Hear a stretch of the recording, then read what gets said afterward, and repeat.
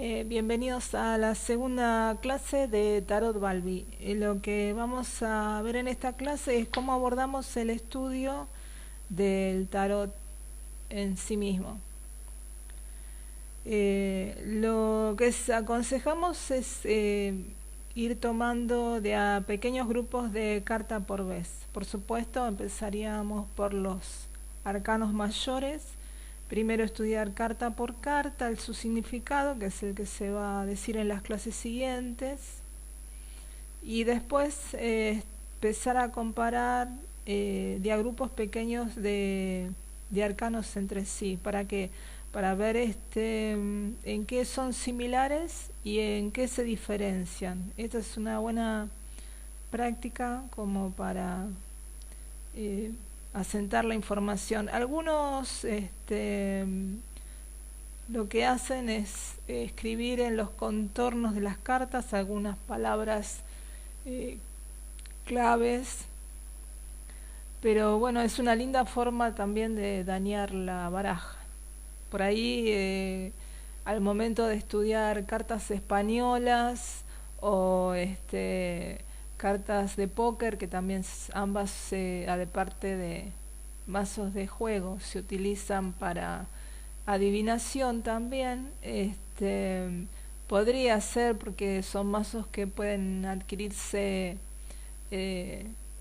algunos de manera económica, pero no pasa esto con los mazos de tarot, así que si los queremos preservar por un buen tiempo, no es aconsejable escribirles o usar este método.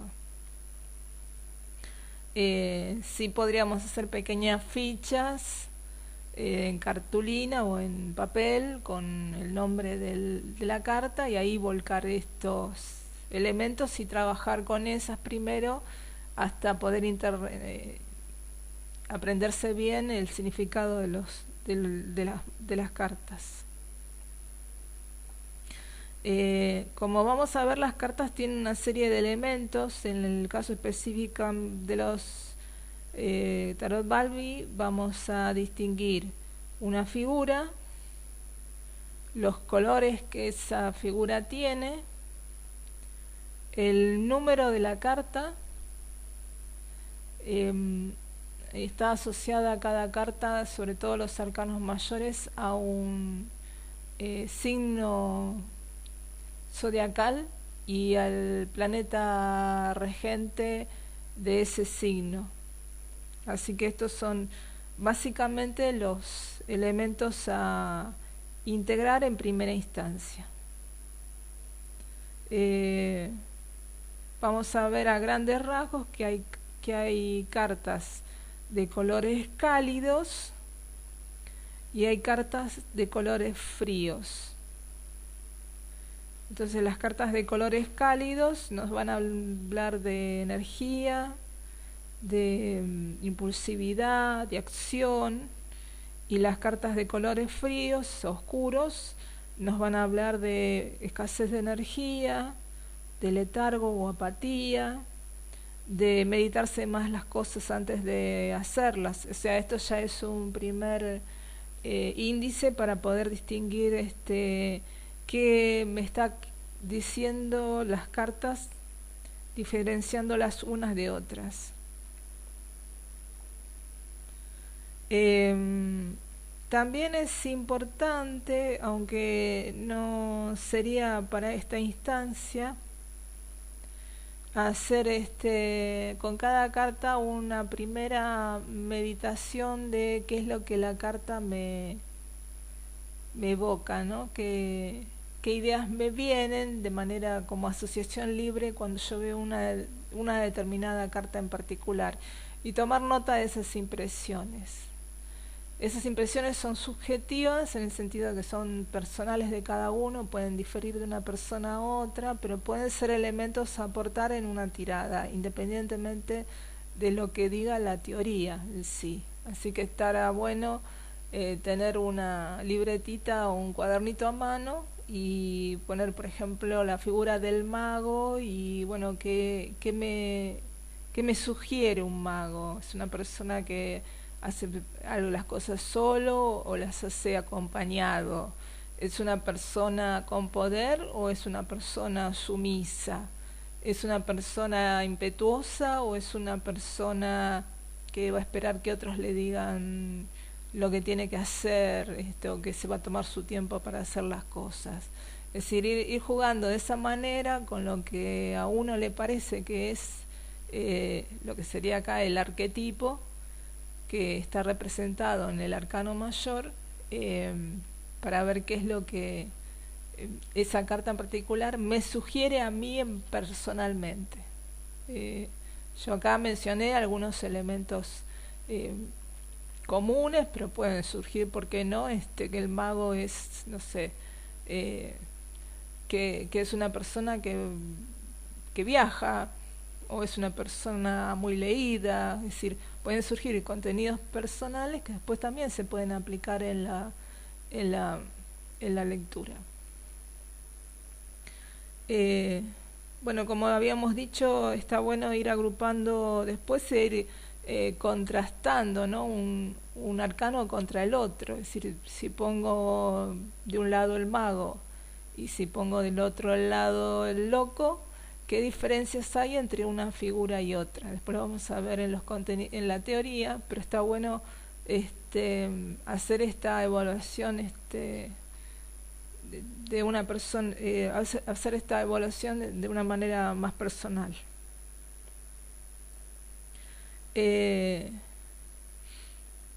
Por supuesto, este trabajo que ahora empezamos con, y que es muy importante hacer sobre todo con los arcanos mayores, pues lo vamos a trasladar a los arcanos menores.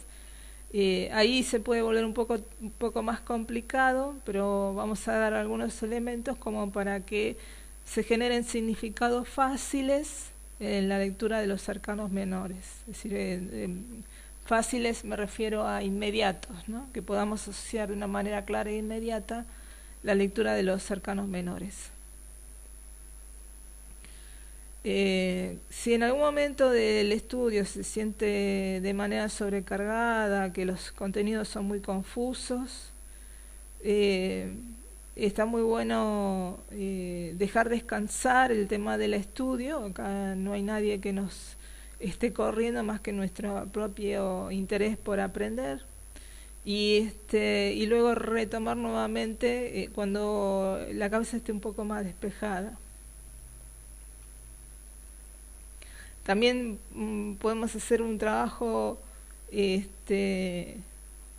un poco más lúdico, es decir, ir tomando una sola carta, trabajarla varios días, no uno solo, e imaginar que somos esa figura, ¿no? Es decir, en estos 3 días yo voy a ser el mago. Y bueno, que siendo el mago, con los atributos del mago, ante determinadas circunstancias, o cómo sería mi comportamiento social, qué decisiones tomaría, a qué lugares iría o frecuentaría, con qué tipo de personas me vincularía. O sea, podemos trabajarlos también, aquellos que les guste, ¿por qué no?, la actuación de una manera un poco más lúdica, más artística. Al que le guste escribir, ¿por qué no?, hacer una composición dedicada a la figura arquetípica del mago. El mago hablando en primera persona de sí mismo, a ver que en ese juego de ir volcando esos contenidos en un papel, hablando en primera persona, que obtendríamos de ese papel, de esa redacción. El tiempo, el esfuerzo y el estudio que le demos al tarot nos va a ir transformando de meros aprendices a auténticos maestros, auténticos tarotistas. Es un camino de aprendizaje y que, por supuesto, no se termina nunca. Siempre se va a ir ampliando a partir de las lecturas que podamos realizar o los cursos que podamos realizar de este tema o de otros. Y también se va a enriquecer mucho de a quienes les tiremos el tarot, porque cada consulta es única e irrepetible, y muchas veces en las lecturas surgen cuestiones que no esperábamos y que nos sorprenden tanto de parte del otro como de parte de nosotros mismos, que de pronto tenemos muy fijado algunos términos relacionados con el concepto que tenemos que verbalizar sobre de qué es lo que la carta tal nos está diciendo, y de pronto por X razón en ese momento de lectura salen supuestamente nuestro subconsciente otros elementos, salen otras afirmaciones, salen otras palabras que son las que realmente precisa el consultante, ¿no? El tarot de ahí realmente habla a través de nosotros. Los símbolos que se utilizan en el mazo del tarot y sobre todo en los arcanos mayores son formas de un idioma universal que sobrevive a los usos y a las interpretaciones temporales, y a veces son compartidos por más de una cultura. Es decir, de esto habló Carl Gustav Jung cuando hablaba sobre los arquetipos. Los símbolos se forman en el inconsciente colectivo de la raza humana y son partes del vocabulario también de los sueños de cada persona. Algunos elementos pueden variar un poco culturalmente, pero a grandes rasgos, por ejemplo, la idea de la madre es compartida entre todas las culturas, la idea del padre también, la del maestro que nos inicia en el camino esotérico también es compartido por todas las culturas. El sol, por ejemplo, siempre se tiene como el encargado de proteger y nutrir al planeta, y puede haber algo de variación en la interpretación del símbolo del sol, de un hombre que viva en el desierto, otro que viva en el polo ártico, pero la naturaleza vivificadora siempre va a estar presente. A través de los tiempos, el símbolo solar, por ejemplo, adornó las paredes de cavernas, de templos, los templos en Egipto, siempre como fuente de energía cósmica y como luz dadora de vida. También los símbolos que se emplean en el mazo del tarot nos conectan entonces al tarotista y al consultante a un nivel inconsciente. Durante el momento de la tirada se produce una simbiosis en que los dos, por estar presentes los símbolos sobre la mesa, están participando de alguna manera de este juego en que los símbolos están fluyendo o están expresándose entre ambos. Por eso es que la lectura de por sí es válida, porque hay de parte del tarotista de alguna manera una lectura de el inconsciente del consultante. También nos conectamos a través del tarot con los registros ascásicos. Estos registros que son la crónica de todos los acontecimientos, pensamientos y emociones que se producen a través de las distintas vidas. Estas escrituras no físicas se pueden extraer concentrando la mente en un símbolo en particular y volviéndola repetitiva a la información intuitiva que viene acto seguido. Por ejemplo, se puede comprender plenamente el poder y la información de un simple símbolo, concentrando la mente en el símbolo, por ejemplo el símbolo del infinito, y dejando que a nosotros llegue la información. Es decir, acá no hacemos como en el ejercicio anterior esto de intentar ver qué nos inspira el símbolo, qué nos inspira la carta. Acá lo que hacemos es quedarnos en blanco o tratar de no pensar y tratar de pescar de alguna manera, agarrarse de la primera idea que venga asociada por estar meditando en ese símbolo en particular. Es decir, dejar que de alguna manera, en vez de dejar que nuestra información fluya, lo que estamos haciendo es recibir información. ¿De dónde viene esa información? Bueno, de nuestro subconsciente, viene de los guías que están presentes en el momento en que estamos iniciando la tirada, o del subconsciente de la persona con la cual estamos trabajando. Cada carta tiene una leyenda, ¿no? El mago enamorado, el ermitaño, que la vincula con un significado adivinatorio en particular. Y por supuesto podemos hacer las asociaciones individuales que creamos necesarias con esa leyenda. Los números de las cartas también son parte integrante y también son parte dedicada a la adivinación. Por ahí cuando completemos más adelante el curso de numerología, toda esa información la podemos volcar dentro de la carta. Es decir, cada número tiene un valor, tiene un significado adivinatorio. Entonces, a través de la carta lo que hacemos es vincular el valor de la carta con esta información adivinatoria del número. Incluso si hay más cartas en juego, podemos sumar los números de las cartas, reducirlos a una sola cifra, los que manejen 2 cifras a nivel adivinatorio a 2, y de ahí también obtener información.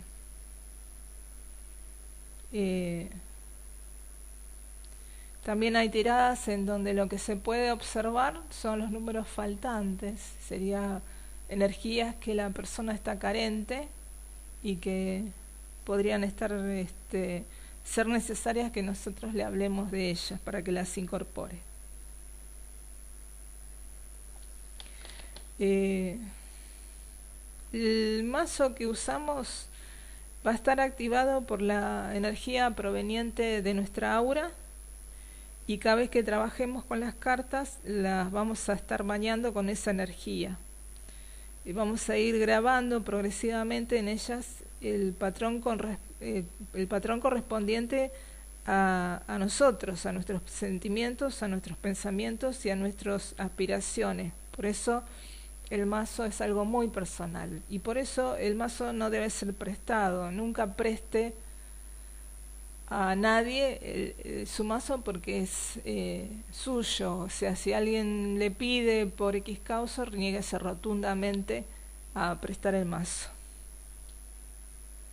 Si usted está conectado con la energía proveniente de su conciencia superior, sus guías no físicos, con su amor espiritual, con su sabiduría y su poder, su mazo puede convertirse en parte de esa conexión y ayudarlo a simbolizarla. A este nivel es cuando la lectura personal es factible, es posible. Lo que tenemos que tener mucho cuidado, y que puede ser un vicio del tarotista, es hacer el abuso de la lectura personal, es decir, usarlo de manera compulsiva. Las cartas de tarot son una extensión de nuestro sistema subconsciente de comunicación. Nos hablan mediante la estimulación de pensamientos, sensaciones e imágenes internas, y nos brindarán una comprensión más profunda de nosotros mismos y de la vida. ¿Qué significa esto? El tarot en sí mismo es un libro, y es un libro de un camino esotérico. Entonces, con el uso va a haber cada vez una mayor fluidez en el manejo de los símbolos y en los que estos símbolos nos estén expresando a nosotros. De esta manera el mazo de tarot no es solamente un método de predicción, se convierte también en un elemento de crecimiento y también en un elemento de protección si sabemos manejar eficientemente la energía de la cual se va cargando el mazo. El dominio del tarot, es decir, su uso de manera regular, va a ir despertando lentamente y de manera suave y gradual nuestras facultades psíquicas. Y nos van a ir, o el finalidad que tiene que tener es ir propiciando en nosotros alcanzar un más elevado desarrollo personal y espiritual.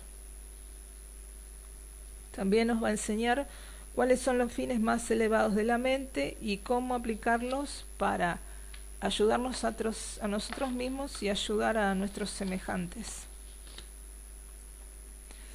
El tarot, realizado de manera responsable, no es simplemente un negocio, es un canal de servicio muy importante e incluso en ocasiones un verdadero sacerdocio, porque el tarotista pone de su parte mucho tiempo, a veces para ayudar a una persona, a veces tiene que tratar con una persona que poco conoce, temas realmente muy serios.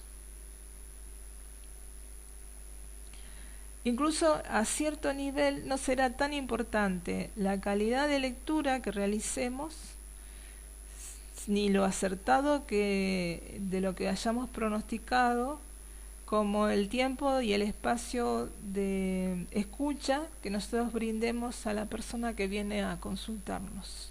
Hay personas que no tienen absolutamente a nadie con quien comentar sus circunstancias de vida, sus problemas, y si nosotros nos hemos preocupado por prepararnos, realmente podemos ser sumamente útiles.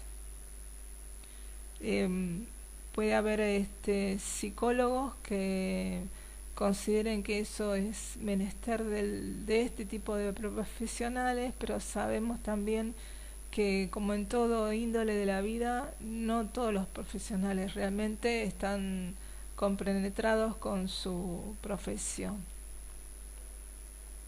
Entonces la idea es tener realmente un compromiso para hacer la mejor atención posible a la persona que viene a la consulta.